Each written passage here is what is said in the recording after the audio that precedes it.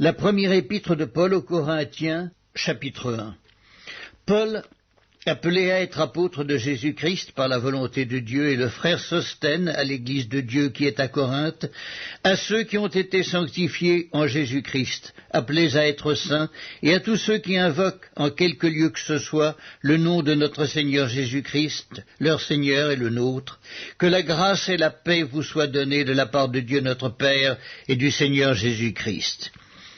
Je rends à mon Dieu de continuelles actions de grâce à votre sujet pour la grâce de Dieu qui vous a été accordée en Jésus-Christ, car en lui vous avez été comblés de toutes les richesses qui concernent la parole et la connaissance, le témoignage de Christ ayant été solidement établi parmi vous, de sorte qu'il ne vous manque aucun don, dans l'attente où vous êtes de la manifestation de notre Seigneur Jésus-Christ.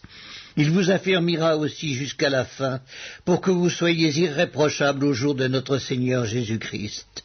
Dieu est fidèle, lui qui vous a appelé à la communion de son Fils Jésus-Christ, notre Seigneur. Je vous exhorte, frères, par le nom de notre Seigneur Jésus-Christ, à tenir tous un même langage, à ne point avoir de division parmi vous, mais à être parfaitement unis dans un même esprit et dans un même sentiment. Car, mes frères, j'ai appris à votre sujet par les gens de Chloé qu'il y a des disputes au milieu de vous. Je veux dire que chacun de vous parle ainsi. Moi, je suis de Paul, et moi d'Apollos, et moi de Céphas, et moi de Christ. Christ est-il divisé?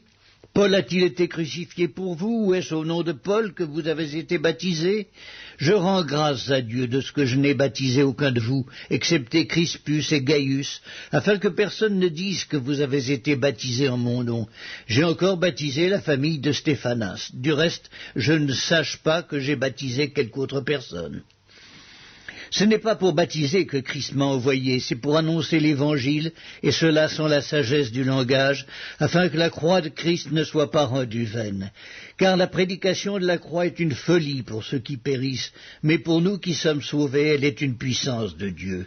Aussi est-il écrit, je détruirai la sagesse des sages, et j'anéantirai l'intelligence des intelligents.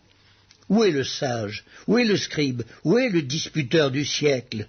Dieu n'a-t-il pas convaincu de folie la sagesse du monde? Car puisque le monde avec sa sagesse n'a point connu Dieu dans la sagesse de Dieu, il a plu à Dieu de sauver les croyants par la folie de la prédication. Les Juifs demandent des miracles et les Grecs cherchent la sagesse. Nous prêchons Christ crucifié. Scandale pour les Juifs et folie pour les païens, mais puissance de Dieu et sagesse de Dieu pour ceux qui sont appelés tant Juifs que Grecs. Car la folie de Dieu est plus sage que les hommes, et la faiblesse de Dieu est plus forte que les hommes.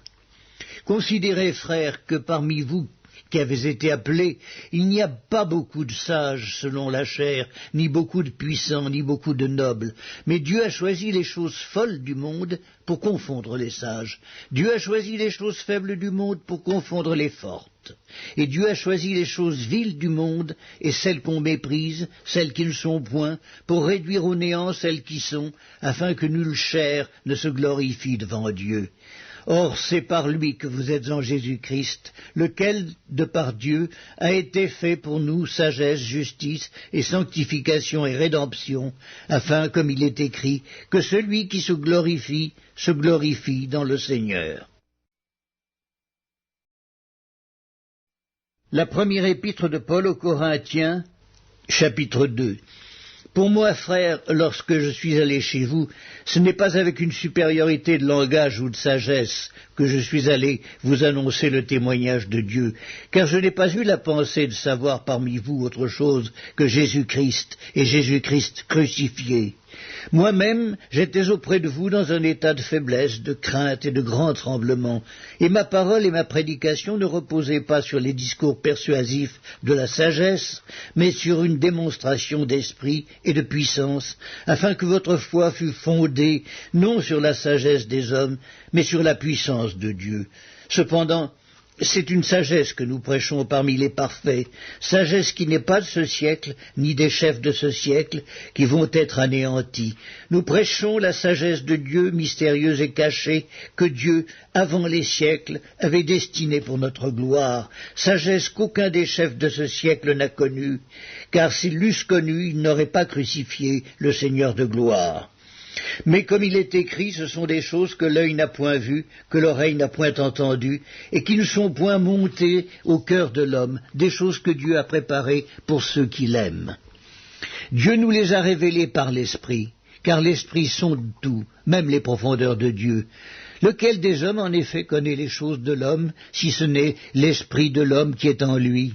De même, personne ne connaît les choses de Dieu, si ce n'est l'Esprit de Dieu. Or nous n'avons pas reçu l'Esprit du monde, mais l'Esprit qui vient de Dieu, afin que nous connaissions les choses que Dieu nous a données par sa grâce.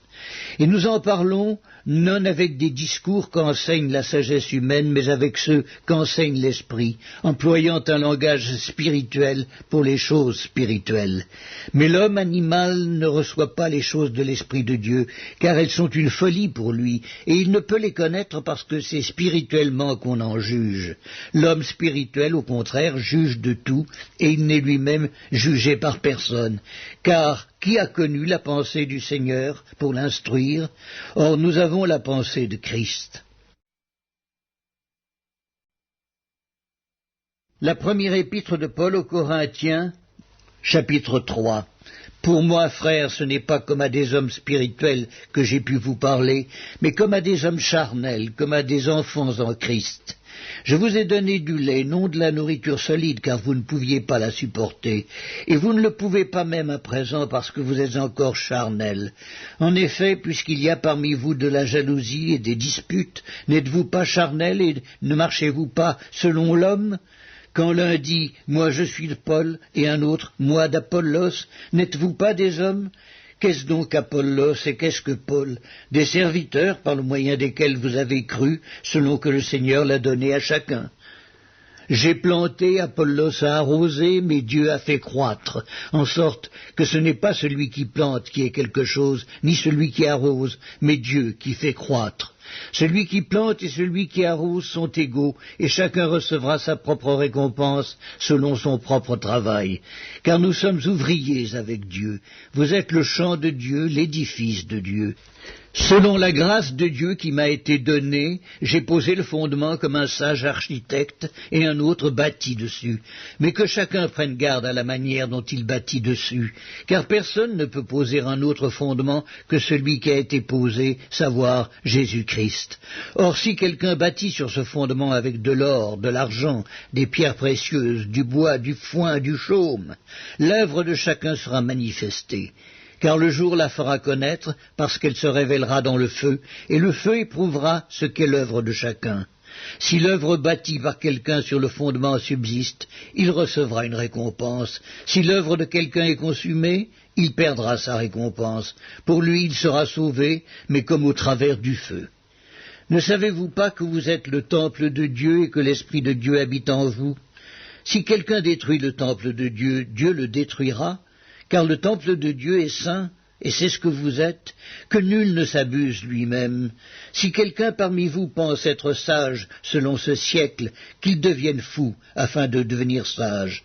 Car la sagesse de ce monde est une folie devant Dieu.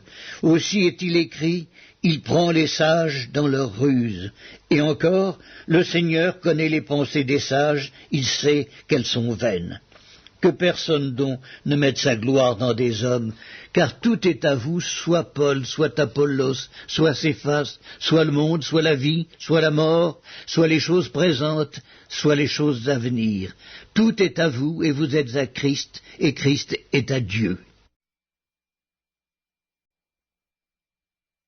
La première épître de Paul aux Corinthiens, chapitre 4. Ainsi qu'on nous regarde comme des serviteurs de Christ et des dispensateurs des mystères de Dieu. Du reste, ce qu'on demande des dispensateurs, c'est que chacun soit trouvé fidèle. Pour moi, il m'importe fort peu d'être jugé par vous ou par un tribunal humain. Je ne me juge pas non plus moi-même, car je ne me sens coupable de rien. Mais ce n'est pas pour cela que je suis justifié. Celui qui me juge, c'est le Seigneur. C'est pourquoi ne jugez de rien avant le temps, jusqu'à ce que vienne le Seigneur, qui mettra en lumière ce qui est caché dans les ténèbres, et qui manifestera les desseins des cœurs. Alors chacun recevra de Dieu la louange qui lui est due.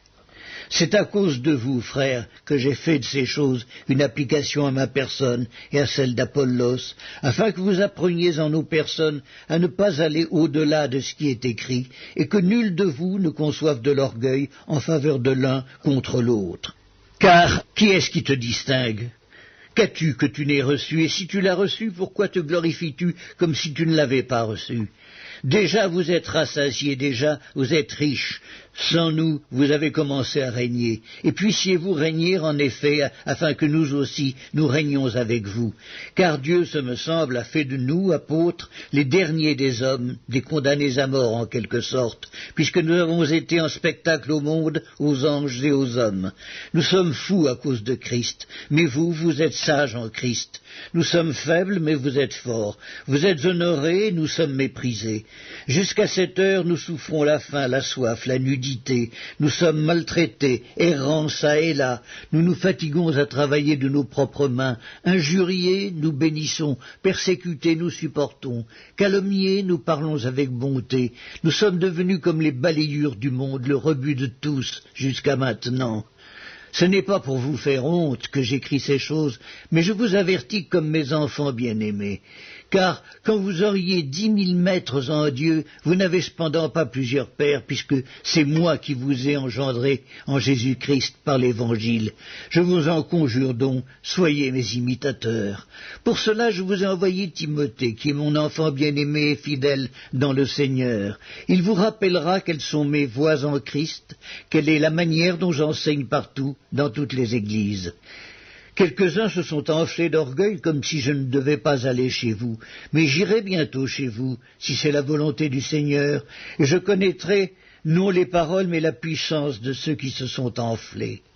Car le royaume de Dieu ne consiste pas en paroles mais en puissance. Que voulez-vous? Que j'aille chez vous avec une verge ou avec amour ou dans un esprit de douceur? La première épître de Paul aux Corinthiens, chapitre 5. On entend dire généralement qu'il y a parmi vous de l'impudicité, et une impudicité telle qu'elle ne se rencontre pas même chez les païens. C'est au point que l'un de vous a la femme de son père, et vous êtes enflés d'orgueil, et vous n'avez pas été plutôt dans l'affliction, afin que celui qui a commis cet acte fût ôté du milieu de vous? Pour moi, absent de corps mais présent d'esprit, j'ai déjà jugé, comme si j'étais présent, celui qui a commis un tel acte. Au nom du Seigneur Jésus, vous et mon esprit étant assemblés avec la puissance de notre Seigneur Jésus, qu'un tel homme soit livré à Satan pour la destruction de la chair, afin que l'esprit soit sauvé au jour du Seigneur Jésus. C'est bien à tort que vous vous glorifiez. Ne savez-vous pas qu'un peu de levain fait lever toute la pâte ? Faites disparaître le vieux levain, afin que vous soyez une pâte nouvelle, puisque vous êtes sans levain, car Christ, notre Pâque, a été immolé. Célébrons donc la fête, non avec du vieux levain, non avec un levain de malice et de méchanceté, mais avec les pains sans levain de la pureté et de la vérité. Je vous ai écrit dans ma lettre de ne pas avoir des relations avec les impudiques, non pas d'une manière absolue avec les impudiques de ce monde, ou avec les cupides et les ravisseurs, ou avec les idolâtres, autrement il vous faudrait sortir du monde. Maintenant, ce que je vous ai écrit, c'est de ne pas avoir des relations avec quelqu'un qui, se nommant frère, est impudique ou cupide, ou idolâtre, ou outrageux, ou ivrogne, ou ravisseur, de ne pas même manger avec un tel homme. Qu'ai-je en effet à juger ceux du dehors? N'est-ce pas ceux du dedans que vous avez à juger? Pour ceux du dehors, Dieu les juge. Ôtez le méchant du milieu de vous. La première épître de Paul aux Corinthiens, chapitre 6. Quelqu'un de vous, lorsqu'il a un différend avec un autre, ose-t-il plaider devant les injustes et non devant les saints? Ne savez-vous pas que les saints jugeront le monde? Et si c'est par vous que le monde est jugé, êtes-vous indigne de rendre les moindres jugements? Ne savez-vous pas que nous jugerons les anges? Et nous ne jugerions pas, à plus forte raison, les choses de cette vie? Quand donc vous avez des différends pour les choses de cette vie, ce sont des gens dont l'Église ne fait aucun cas que vous prenez pour juges. Je le dis à votre honte. Ainsi, il n'y a parmi vous pas un seul homme sage qui puisse prononcer entre ses frères. Mais un frère plaide contre un frère, et cela devant des infidèles. C'est déjà certes un défaut chez vous d'avoir des procès les uns avec les autres. Pourquoi ne souffrez-vous pas plutôt quelque injustice? Pourquoi ne vous laissez-vous pas plutôt dépouiller? Mais c'est vous qui commettez l'injustice et qui dépouillez, et c'est envers des frères que vous agissez de la sorte. Ne savez-vous pas que les injustes n'hériteront point le royaume de Dieu? Ne vous y trompez pas, ni les impudiques, ni les idolâtres, ni les adultères, ni les efféminés, ni les infâmes, ni les voleurs, ni les cupides, ni les ivrognes, ni les outrageux, ni les ravisseurs n'hériteront le royaume de Dieu. Et c'est là ce que vous étiez, quelques-uns de vous. Mais vous avez été lavés, mais vous avez été sanctifiés, mais vous avez été justifiés au nom du Seigneur Jésus-Christ et par l'Esprit de notre Dieu. Tout m'est permis, mais tout n'est pas utile. Tout m'est permis, mais je ne me laisserai asservir par quoi que ce soit. Les aliments sont pour le ventre et le ventre pour les aliments, et Dieu détruira l'un comme les autres. Mais le corps n'est pas pour l'impudicité, il est pour le Seigneur et le Seigneur pour le corps. Et Dieu qui a ressuscité le Seigneur nous ressuscitera aussi par sa puissance. Ne savez-vous pas que vos corps sont des membres de Christ? Prendrai-je donc les membres de Christ pour en faire les membres d'une prostituée? Loin de là. Ne savez-vous pas que celui qui s'attache à la prostituée est un seul corps avec elle? Car, est-il dit, les deux deviendront une seule chair. Mais celui qui s'attache au Seigneur est avec lui un seul esprit. Fuyez l'impudicité. Quelque autre péché qu'un homme commette, ce péché est hors du corps, mais celui qui se livre à l'impudicité pêche contre son propre corps. Ne savez-vous pas que votre corps est le temple du Saint-Esprit qui est en vous, que vous avez reçu de Dieu, et que vous ne vous appartenez point à vous-même? Car vous avez été rachetés à un grand prix. Glorifiez donc Dieu dans votre corps et dans votre esprit qui appartiennent à Dieu. La première épître de Paul aux Corinthiens, chapitre 7. Pour ce qui concerne les choses dont vous m'avez écrit, je pense qu'il est bon pour l'homme de ne point toucher de femme. Toutefois, pour éviter la pudicité, que chacun ait sa femme et que chaque femme ait son mari. Que le mari rende à sa femme ce qu'il lui doit et que la femme agisse de même envers son mari. La femme n'a pas autorité sur son propre corps, mais c'est le mari. Et pareillement, le mari n'a pas autorité sur son propre corps, mais c'est la femme. Ne vous privez point l'un de l'autre, si ce n'est d'un commun accord, pour un temps, afin de vaquer à la prière. Puis retournez ensemble, de peur que Satan ne vous tente par votre incontinence. Je dis cela par condescendance, je n'en fais pas un ordre. Je voudrais que tous les hommes fussent comme moi, mais chacun tient de Dieu un don particulier, l'un d'une manière, l'autre d'une autre. À ceux qui ne sont pas mariés et aux veuves, je dis qu'il leur est bon de rester comme moi, mais s'ils manquent de continence, qu'ils se marient, car il vaut mieux se marier que de brûler. À ceux qui sont mariés, j'ordonne, non pas moi, mais le Seigneur, que la femme ne se sépare point de son mari. Si elle est séparée, qu'elle demeure sans se marier, ou qu'elle se réconcilie avec son mari, et que le mari ne répudie point sa femme. Aux autres, ce n'est pas le Seigneur, c'est moi qui dis, si un frère a une femme non croyante, et qu'elle consente à habiter avec lui, qu'il ne la répudie point. Et si une femme a un mari non croyant, et qu'il consente à habiter avec elle, qu'elle ne répudie point son mari. Car le mari non croyant est sanctifié par la femme, et la femme non croyante est sanctifiée par le frère.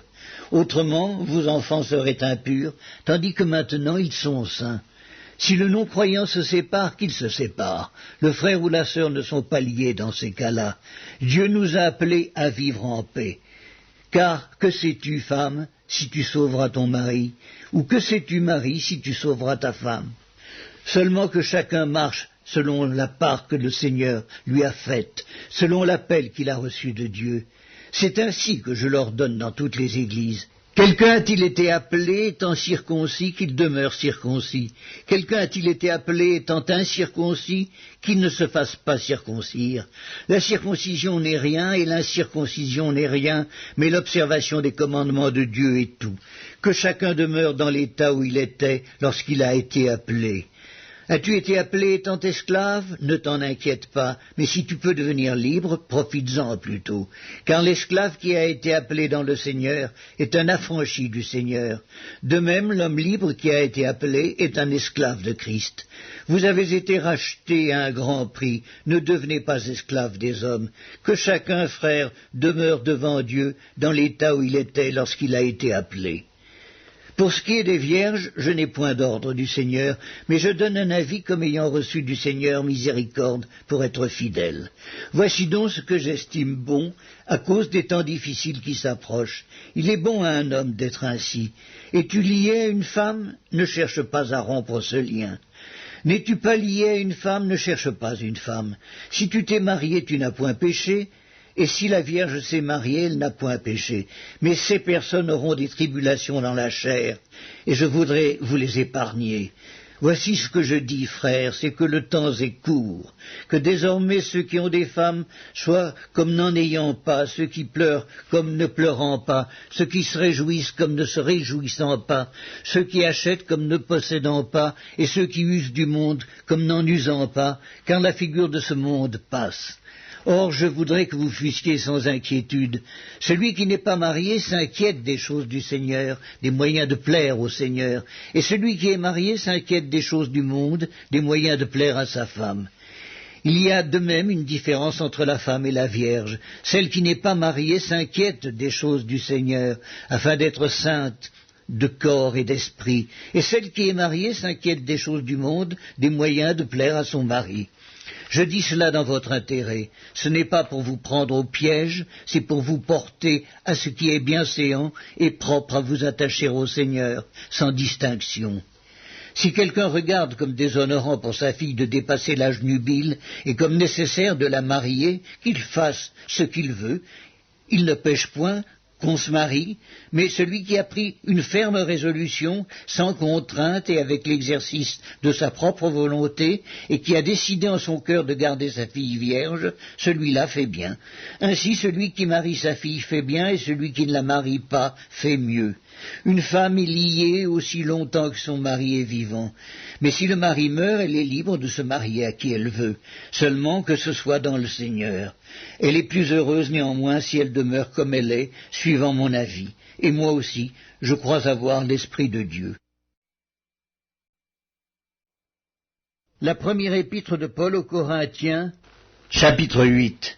Pour ce qui concerne les viandes sacrifiées aux idoles, nous savons que nous avons tous la connaissance. La connaissance enfle, mais la charité édifie. Si quelqu'un croit savoir quelque chose, il n'a pas encore connu comme il faut connaître. Mais si quelqu'un aime Dieu, celui-là est connu de lui. Pour ce qui est donc de manger des viandes sacrifiées aux idoles, nous savons qu'il n'y a point d'idole dans le monde et qu'il n'y a qu'un seul Dieu. Car s'il est des êtres qui sont appelés dieux, soit dans le ciel, soit sur la terre, comme il existe réellement plusieurs dieux et plusieurs seigneurs, néanmoins pour nous il n'y a qu'un seul Dieu, le Père, de qui viennent toutes choses et pour qui nous sommes, et un seul Seigneur, Jésus-Christ, par qui sont toutes choses et par qui nous sommes. Mais cette connaissance n'est pas chez tous. Quelques-uns, d'après la manière dont ils envisagent encore l'idole, mangent de ces viandes comme étant sacrifiées aux idoles, et leur conscience qui est faible en est souillée. Ce n'est pas un aliment qui nous rapproche de Dieu. Si nous en mangeons, nous n'avons rien de plus. Si nous n'en mangeons pas, nous n'avons rien de moins. Prenez garde toutefois que votre liberté ne devienne une pierre d'achoppement pour les faibles. Car si quelqu'un te voit, toi qui as de la connaissance, assise à table dans un temple d'idoles, sa conscience à lui qui est faible ne le portera-t-elle pas à manger des viandes sacrifiées aux idoles ? Et ainsi le faible périra par ta connaissance, le frère pour lequel Christ est mort. En péchant de la sorte contre les frères et en blessant leur conscience faible, vous péchez contre Christ. C'est pourquoi si un aliment scandalise mon frère, je ne mangerai jamais de viande, afin de ne pas scandaliser mon frère. La première épître de Paul aux Corinthiens, chapitre 9. Ne suis-je pas libre, ne suis-je pas apôtre? N'ai-je pas vu Jésus notre Seigneur? N'êtes-vous pas mon œuvre dans le Seigneur? Si pour d'autres je ne suis pas apôtre, je le suis au moins pour vous, car vous êtes le sceau de mon apostolat dans le Seigneur. C'est là ma défense contre ceux qui m'accusent.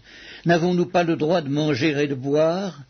N'avons-nous pas le droit de mener avec nous une sœur qui soit notre femme, comme font les autres apôtres et les frères du Seigneur, et Céphas?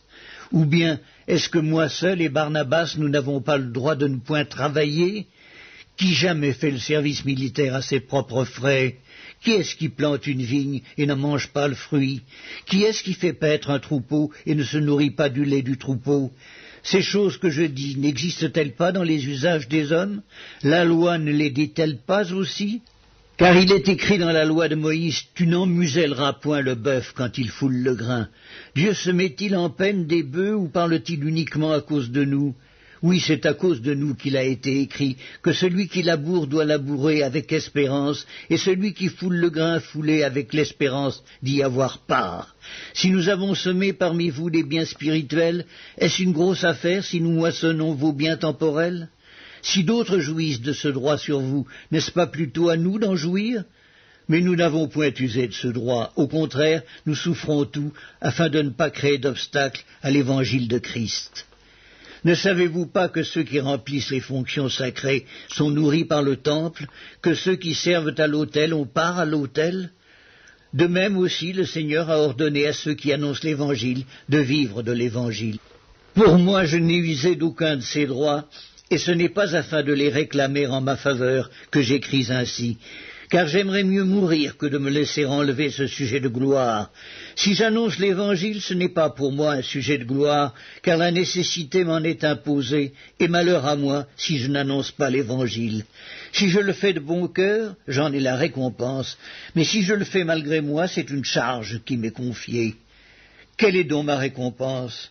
C'est d'offrir gratuitement l'Évangile que j'annonce, sans user de mon droit de prédicateur de l'Évangile. Car bien que je sois libre à l'égard de tous, je me suis rendu le serviteur de tous, afin de gagner le plus grand nombre. Avec les Juifs, j'ai été comme Juif, afin de gagner les Juifs.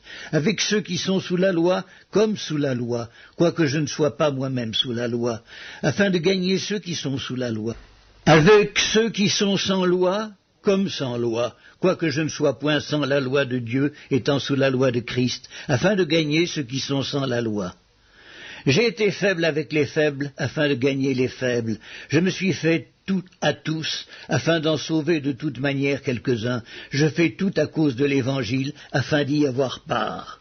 Ne savez-vous pas que ceux qui courent dans le stade courent tous, mais qu'un seul remporte le prix?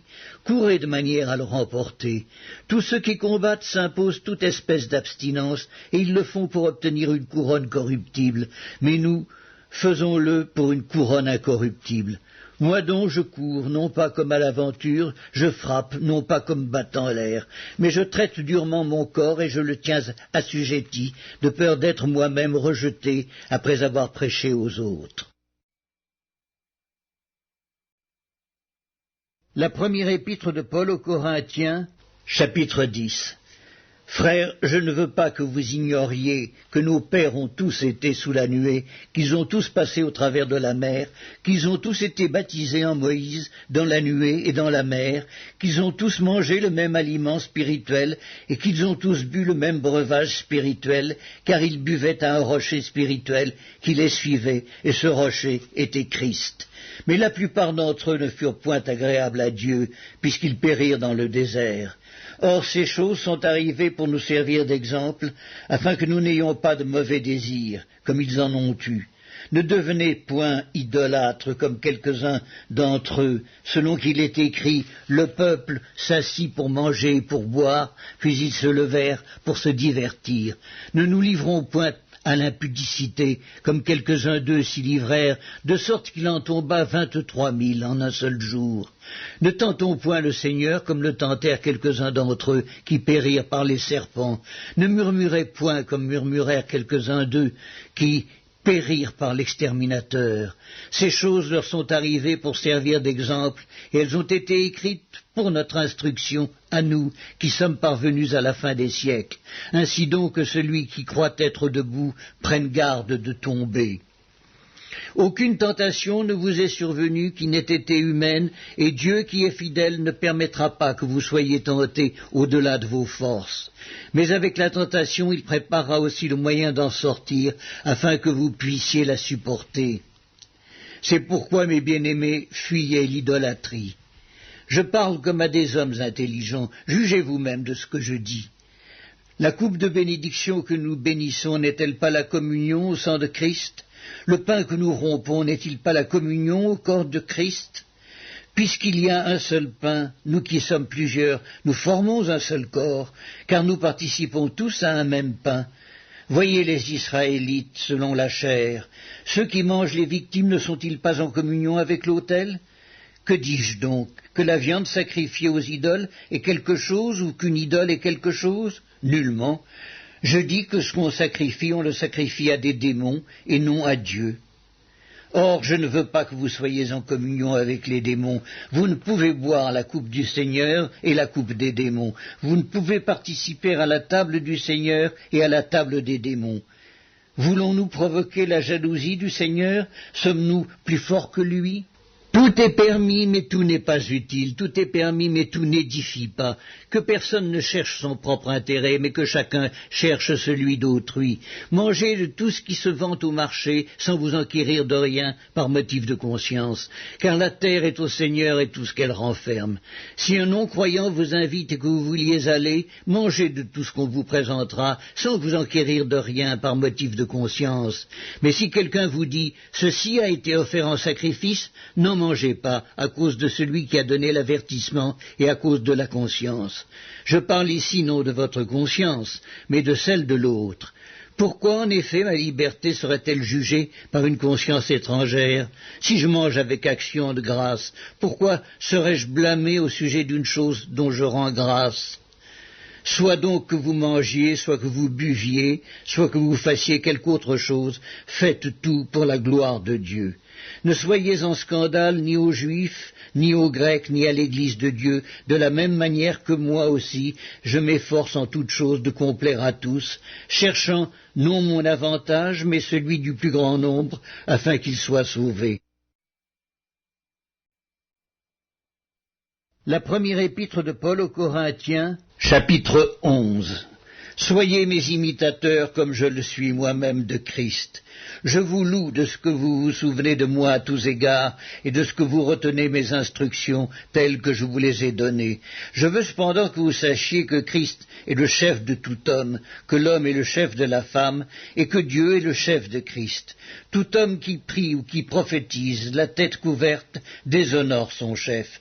Toute femme, au contraire, qui prie ou qui prophétise, la tête non voilée, déshonore son chef. C'est comme si elle était rasée. Car si une femme n'est pas voilée, qu'elle se coupe aussi les cheveux. Or, s'il est honteux pour une femme d'avoir les cheveux coupés ou d'être rasée, qu'elle se voile. L'homme ne doit pas se couvrir la tête, puisqu'il est l'image et la gloire de Dieu, tandis que la femme est la gloire de l'homme. En effet, l'homme n'a pas été tiré de la femme, mais la femme a été tirée de l'homme. Et l'homme n'a pas été créé à cause de la femme, mais la femme a été créée à cause de l'homme. C'est pourquoi la femme, à cause des anges, doit avoir sur la tête une marque de l'autorité dont elle dépend. Toutefois, dans le Seigneur, la femme n'est point sans homme, ni l'homme sans la femme. Car de même que la femme a été tirée de l'homme, de même l'homme existe par la femme, et tout vient de Dieu. Jugez-en vous-même, est-il convenable qu'une femme prie Dieu sans être voilée? La nature elle-même ne vous enseigne-t-elle pas que c'est une honte pour l'homme de porter de longs cheveux, mais que c'est une gloire pour la femme d'en porter, parce que la chevelure lui a été donnée comme voile? Si quelqu'un se plaît à contester, nous n'avons pas cette habitude, non plus que les églises de Dieu. En donnant cet avertissement, ce que je ne loue point, c'est que vous vous assemblez, non pour devenir meilleurs, mais pour devenir pires. Et d'abord, j'apprends que lorsque vous vous réunissez en assemblée, il y a parmi vous des divisions, et je le crois en partie car il faut qu'il y ait aussi des sectes parmi vous, afin que ceux qui sont approuvés soient reconnus comme tels au milieu de vous. Lors donc que vous vous réunissez, ce n'est pas manger le repas du Seigneur, car quand on se met à table, chacun commence par prendre son propre repas, et l'un a faim tandis que l'autre est ivre. N'avez-vous pas des maisons pour y manger et boire ? Ou méprisez-vous l'Église de Dieu et faites-vous honte à ceux qui n'ont rien? Que vous dirai-je? Vous louerai-je? En cela je ne vous loue point. Car j'ai reçu du Seigneur ce que je vous ai enseigné, c'est que le Seigneur Jésus, dans la nuit où il fut livré, prit du pain, et après avoir rendu grâce, le rompit et dit, « Ceci est mon corps qui est rompu pour vous. Faites ceci en mémoire de moi. » De même, après avoir soupé, il prit la coupe et dit, « Cette coupe est la nouvelle alliance en mon sang. Faites ceci en mémoire de moi, toutes les fois que vous en boirez. Car toutes les fois que vous mangez ce pain et que vous buvez cette coupe, vous annoncez la mort du Seigneur jusqu'à ce qu'il vienne. C'est pourquoi celui qui mangera le pain ou boira la coupe du Seigneur indignement sera coupable envers le corps et le sang du Seigneur. Que chacun donc s'éprouve soi-même et qu'ainsi il mange du pain et boive la coupe.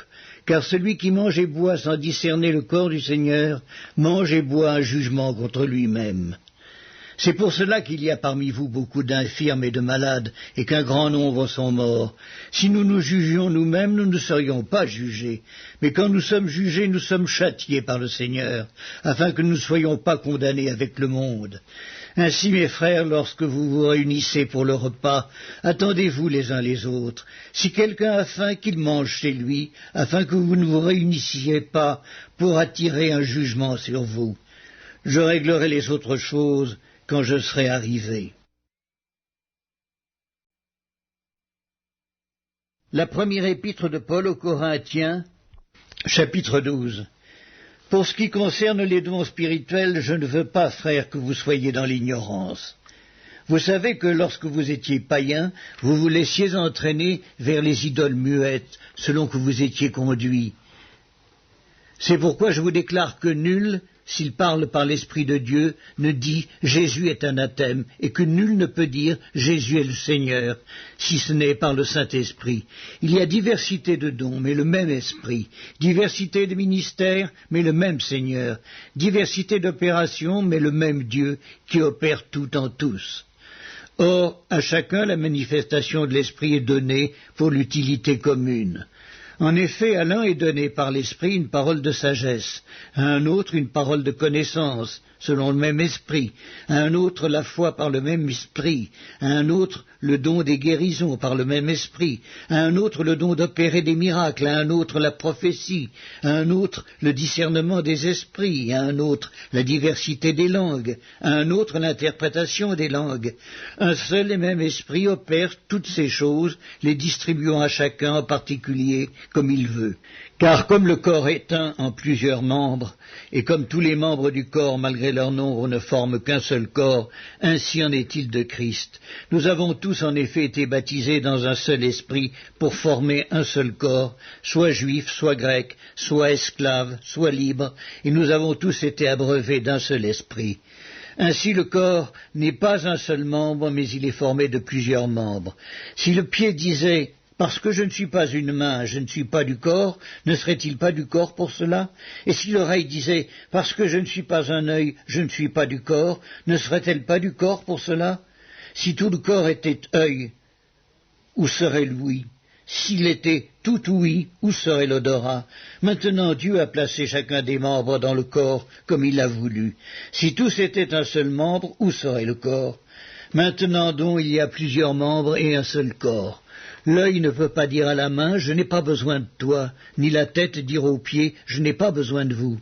Mais bien plutôt les membres du corps qui paraissent être les plus faibles sont nécessaires, et ceux que nous estimons être les moins honorables du corps, nous les entourons d'un plus grand honneur.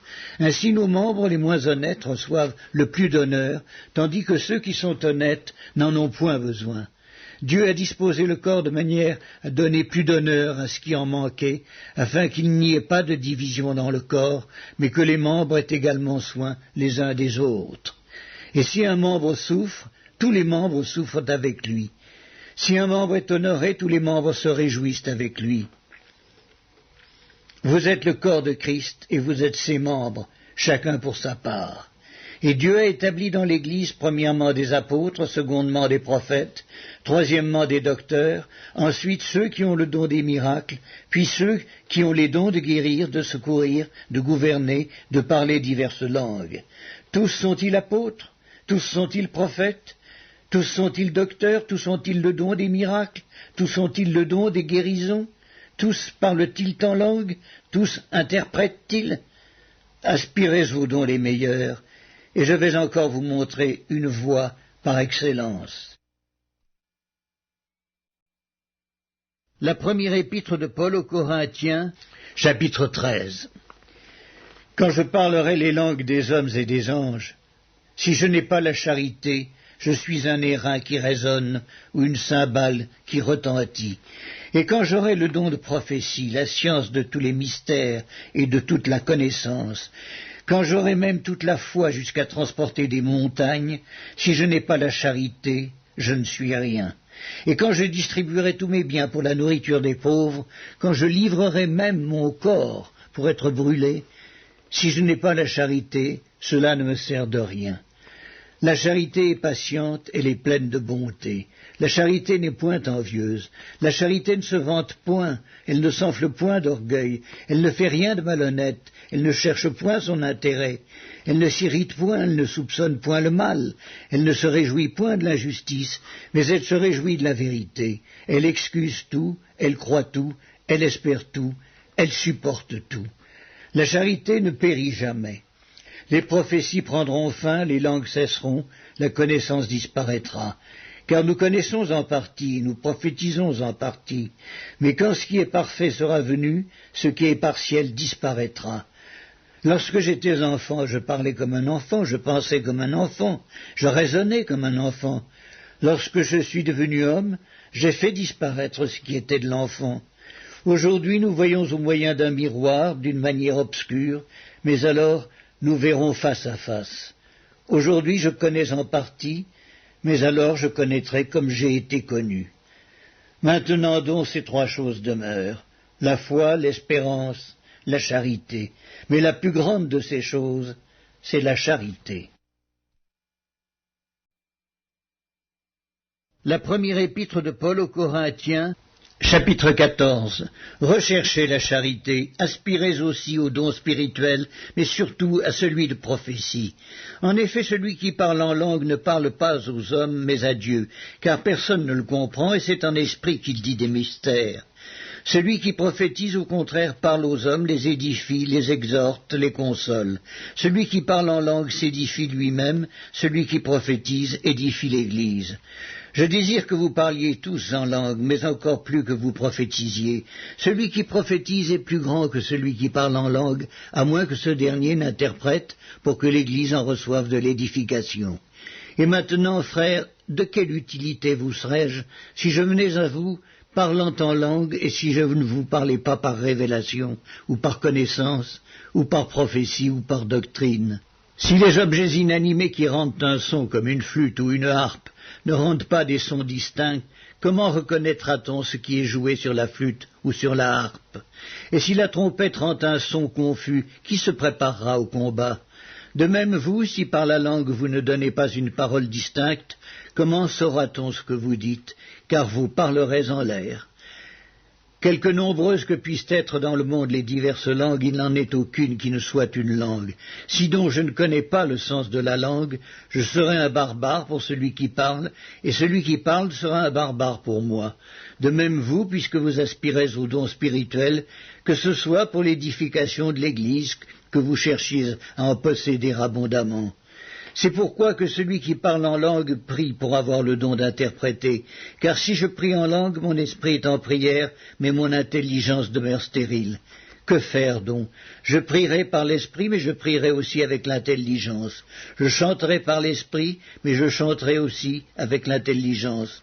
Autrement, si tu rends grâce par l'esprit, comment celui qui est dans les rangs de l'homme du peuple répondra-t-il Amen à ton action de grâce, puisqu'il ne sait pas ce que tu dis? Tu rends, il est vrai, d'excellentes actions de grâce, mais l'autre n'est pas édifié.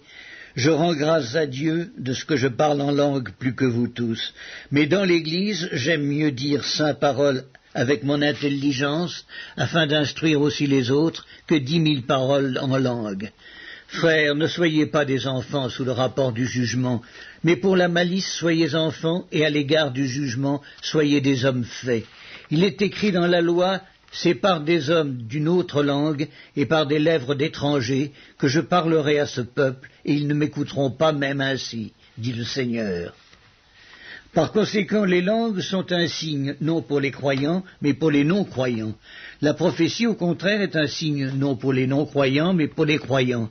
Si donc, dans une assemblée de l'Église entière, tous parlent en langue, et qu'il survienne des hommes du peuple ou des non-croyants, ne diront-ils pas que vous êtes fous? Mais si tous prophétisent et qu'il survienne quelque non-croyant ou un homme du peuple, il est convaincu par tous, il est jugé par tous, les secrets de son cœur sont dévoilés de telle sorte que, tombant sur sa face, il adorera Dieu et publiera que Dieu est réellement au milieu de vous. Que faire donc, frères? Lorsque vous vous assemblez, les uns ou les autres parmi vous ont-ils un cantique, une instruction, une révélation, une langue, une interprétation? Que tout se fasse pour l'édification. En est-il qui parlent en langue, que 2 ou 3 au plus parlent, chacun à son tour, et que quelqu'un interprète? S'il n'y a point d'interprète, qu'on se taise dans l'Église et qu'on parle à soi-même et à Dieu. Pour ce qui est des prophètes, que 2 ou 3 parlent et que les autres jugent. Et si un autre qui est assis a une révélation, que le premier se taise. Car vous pouvez tous prophétiser successivement, afin que tous soient instruits et que tous soient exhortés. Les esprits des prophètes sont soumis aux prophètes, car Dieu n'est pas un Dieu de désordre, mais de paix. Comme dans toutes les églises des saints, que les femmes se taisent dans les assemblées, car il ne leur est pas permis d'y parler, mais qu'elles soient soumises selon que le dit aussi la loi. Si elles veulent s'instruire sur quelque chose, qu'elles interrogent leur mari à la maison, car il est malséant à une femme de parler dans l'église. Est-ce de chez vous que la parole de Dieu est sortie, ou est-ce à vous seul qu'elle est parvenue? Si quelqu'un croit être prophète ou inspiré, qu'il reconnaisse que ce que je vous écris est un commandement du Seigneur, et si quelqu'un l'ignore, qu'il l'ignore. Ainsi donc, frères, aspirez au don de prophétie, et n'empêchez pas de parler en langue, mais que tout se fasse avec bienséance et avec ordre. La première épître de Paul aux Corinthiens, chapitre 15. Je vous rappelle, frères, l'évangile que je vous ai annoncé, que vous avez reçu, dans lequel vous avez persévéré, et par lequel vous êtes sauvés, si vous le retenez tel que je vous l'ai annoncé. Autrement, vous auriez cru en vain. Je vous ai enseigné avant tout, comme je l'avais aussi reçu, que Christ est mort pour nos péchés, selon les Écritures, qu'il a été enseveli, et qu'il est ressuscité le 3e jour, selon les Écritures, et qu'il est apparu à Céphas, puis aux 12. Ensuite il est apparu à plus de 500 frères à la fois, dont la plupart sont encore vivants et dont quelques-uns sont morts. Ensuite il est apparu à Jacques, puis à tous les apôtres. Après eux tous, il m'est aussi apparu à moi, comme à l'avorton, car je suis le moindre des apôtres. Je ne suis pas digne d'être appelé apôtre, parce que j'ai persécuté l'Église de Dieu. Par la grâce de Dieu, je suis ce que je suis, et sa grâce envers moi n'a pas été vaine. Loin de là, j'ai travaillé plus qu'eux tous, non pas moi toutefois, mais la grâce de Dieu qui est avec moi. Ainsi donc, que ce soit moi, que ce soit eux, voilà ce que nous prêchons, et c'est ce que vous avez cru. Or, si l'on prêche que Christ est ressuscité des morts, comment quelques-uns parmi vous disent-ils qu'il n'y a point de résurrection des morts? S'il n'y a point de résurrection des morts, Christ non plus n'est pas ressuscité. Et si Christ n'est pas ressuscité, notre prédication est donc vaine, et votre foi aussi est vaine. Il se trouve même que nous sommes de faux témoins à l'égard de Dieu, puisque nous avons témoigné contre Dieu qu'il a ressuscité Christ, tandis qu'il ne l'aurait pas ressuscité si les morts ne ressuscitent point. Car si les morts ne ressuscitent point, Christ non plus n'est pas ressuscité. Et si Christ n'est pas ressuscité, votre foi est vaine. Vous êtes encore dans vos péchés, et par conséquent aussi, ceux qui sont morts en Christ sont perdus. Si c'est dans cette vie seulement que nous espérons en Christ, nous sommes les plus malheureux de tous les hommes.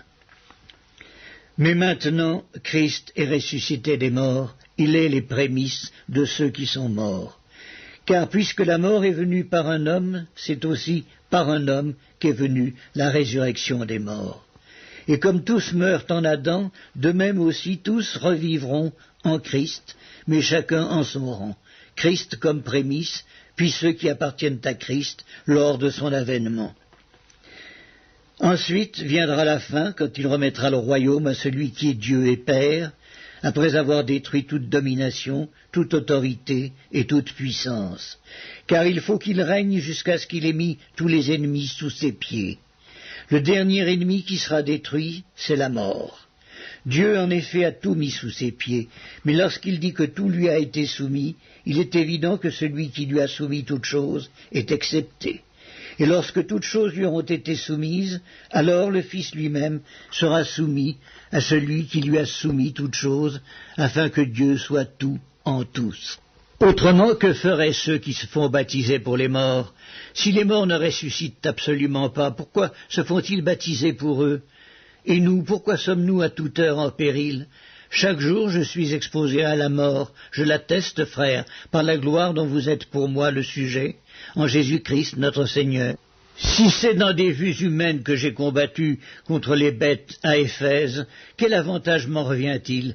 Si les morts ne ressuscitent pas, mangeons et buvons, car demain nous mourrons. Ne vous y trompez pas, les mauvaises compagnies corrompent les bonnes mœurs. Revenez à vous-même comme il est convenable et ne péchez point, car quelques-uns ne connaissent pas Dieu, je le dis, à votre honte. Mais quelqu'un dira, comment les morts ressuscitent-ils et avec quel corps viennent-ils? Insensé, ce que tu sèmes ne reprend point vie s'il ne meurt. Et ce que tu sèmes, ce n'est pas le corps qui naîtra, c'est un simple grain, de blé peut-être, ou de quelque autre semence. Puis Dieu lui donne un corps comme il lui plaît, et à chaque semence, il donne un corps qui lui est propre. Toute chair n'est pas la même chair, mais autre est la chair des hommes, autre celle des quadrupèdes, autre celle des oiseaux, autre celle des poissons. Il y a aussi des corps célestes et des corps terrestres, mais autre est l'éclat des corps célestes, autre celui des corps terrestres. Autre est l'éclat du soleil, autre l'éclat de la lune, et autre l'éclat des étoiles. Même une étoile diffère en éclat d'une autre étoile. Ainsi en est-il de la résurrection des morts. Le corps est semé corruptible, il ressuscite incorruptible. Il est semé méprisable, il ressuscite glorieux. Il est semé infirme, il ressuscite plein de force. Il est semé corps animal, il ressuscite corps spirituel. S'il y a un corps animal, il y a aussi un corps spirituel. C'est pourquoi il est écrit, le premier homme, Adam, devint une âme vivante. Le dernier Adam est devenu un esprit vivifiant. Mais ce qui est spirituel n'est pas le premier, c'est ce qui est animal. Ce qui est spirituel vient ensuite. Le premier homme tiré de la terre est terrestre, le second homme est du ciel. Tel est le terrestre, tels sont aussi les terrestres, et tel est le céleste, tels sont aussi les célestes. Et de même que nous avons porté l'image du terrestre, nous porterons aussi l'image du céleste. Ce que je dis, frères, c'est que la chair et le sang ne peuvent hériter le royaume de Dieu, et que la corruption n'hérite pas l'incorruptibilité. Voici, je vous dis un mystère, nous ne mourrons pas tous, mais tous nous serons changés en un instant, en un clin d'œil, à la dernière trompette. La trompette sonnera et les morts ressusciteront incorruptibles, et nous serons changés. Car il faut que ce corps corruptible revête l'incorruptibilité, et que ce corps mortel revête l'immortalité.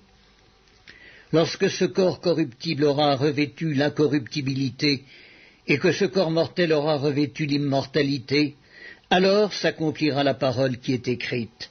La mort a été engloutie dans la victoire. Ô mort, où est ta victoire? Ô mort, où est ton aiguillon? L'aiguillon de la mort, c'est le péché, et la puissance du péché, c'est la loi. Mais grâce soit rendue à Dieu qui nous donne la victoire par notre Seigneur Jésus-Christ. Ainsi, mes frères bien-aimés, soyez fermes, inébranlables, travaillant de mieux en mieux à l'œuvre du Seigneur, sachant que votre travail ne sera pas vain dans le Seigneur.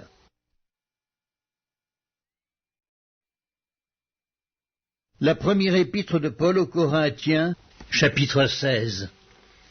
Pour ce qui concerne la collecte en faveur des saints, agissez vous aussi comme je l'ai ordonné aux églises de la Galatie. Que chacun de vous, le premier jour de la semaine, mette à part chez lui ce qu'il pourra, selon sa prospérité, afin qu'on n'attende pas à mon arrivée pour recueillir les dons. Et quand je serai venu, j'enverrai avec des lettres pour porter vos libéralités à Jérusalem les personnes que vous aurez approuvées. Si la chose mérite que j'y aille moi-même, elles feront le voyage avec moi. J'irai chez vous quand j'aurai traversé la Macédoine, car je traverserai la Macédoine. Peut-être séjournerai-je auprès de vous, ou même y passerai-je l'hiver, afin que vous m'accompagniez là où je me rendrai. Je ne veux pas cette fois vous voir en passant, mais j'espère demeurer quelque temps auprès de vous, si le Seigneur le permet. Je resterai néanmoins à Éphèse jusqu'à la Pentecôte, car une porte grande et d'un accès efficace m'est ouverte, et les adversaires sont nombreux. Si Timothée arrive, faites en sorte qu'il soit sans crainte parmi vous, car il travaille comme moi à l'œuvre du Seigneur. Que personne donc ne le méprise, accompagnez-le en paix, afin qu'il vienne vers moi, car je l'attends avec les frères. Pour ce qui est du frère Apollos, je l'ai beaucoup exhorté à se rendre chez vous, mais ce n'était décidément pas sa volonté de le faire maintenant. Il partira quand il en aura l'occasion. Veillez, demeurez fermes dans la foi, soyez des hommes, fortifiez-vous, que tout ce que vous faites se fasse avec charité. Encore une recommandation que je vous adresse, frères. Vous savez que la famille de Stéphanas est les prémices de l'Achaïe, et qu'elle s'est dévouée au service des saints. Ayez de la déférence pour de tels hommes, et pour tous ceux qui travaillent à la même œuvre. Je me réjouis de la présence de Stéphanas, de Fortunatus et d'Achaïcus. Ils ont suppléé à votre absence, car ils ont tranquillisé mon esprit et le vôtre. Sachez donc apprécier de tels hommes. Les églises d'Asie vous saluent. Aquilas et Priscille, avec l'église qui est dans leur maison, vous saluent beaucoup dans le Seigneur. Tous les frères vous saluent. Saluez-vous les uns les autres par un saint baiser. Je vous salue, moi, Paul, de ma propre main. Si quelqu'un n'aime pas le Seigneur, qu'il soit anathème. Maranatha. Que la grâce du Seigneur Jésus soit avec vous. Mon amour est avec vous tous, en Jésus-Christ.